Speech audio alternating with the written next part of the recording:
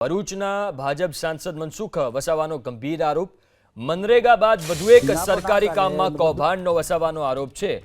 રોડના કામોમાં ડામરના સ્થાને ઓઇલ પાથરી લાખો કંકેર્યાનો આરોપ. પેચ વર્કના કામ પણ મંજૂર થયા છે. હવે એ પેચ વર્કનું કામ બહારની કંપનીને એજન્સીને લાગ્યું છે. હવે સ્થાનિક લોકોને કામ કરવા માટે બીજી પેટા એજન્સીએ આ કામ લીધું. જે પેટા કોન્ટ્રાક્ટ જે કામ કરતો હતો ડામરના બદલે ઓઇલ વાપરતો હતો. ઓઇલ વાપરે એટલે શું છે, લાંબો રસ્તો ટકે ના. અને જેટલું એને ઓઇલ વાપરવાનું એક જ કારણ હોય કે એને જેટલું પાથરવાળાનું હોય તેટલું સરળતાથી ઓઇલના કારણે પાથરી જાય. ડામર હોય તો થોડું અઘરું પડે એને, એક બી ચોંટે એટલે એની સરળતા માટે એને ઓઇલ વધારે વાપર્યું, ડામર ઓછો વાપર્યો. તો મને ખબર પડી કેટલાક લોકો બહુ જાગૃત થઈ ગયા.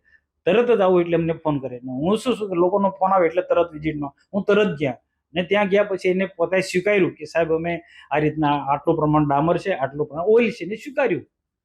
અને એમએસએ અટકાવ્યું. મૂળ એજન્સીને અને અધિકારીને પણ કીધું ભાઈ બંધ કરાવો, જે સરકારના ધારાધોરણ મુજબ નિયમ પ્રમાણે કામ થવું જોઈએ. અને એ પછી ત્યાર પછી બીજા દિવસથી એ પ્રકારે એ કામ ચાલુ કર્યું. પણ બીજા પછી વરસાદ ચાલુ થઈ ગયો.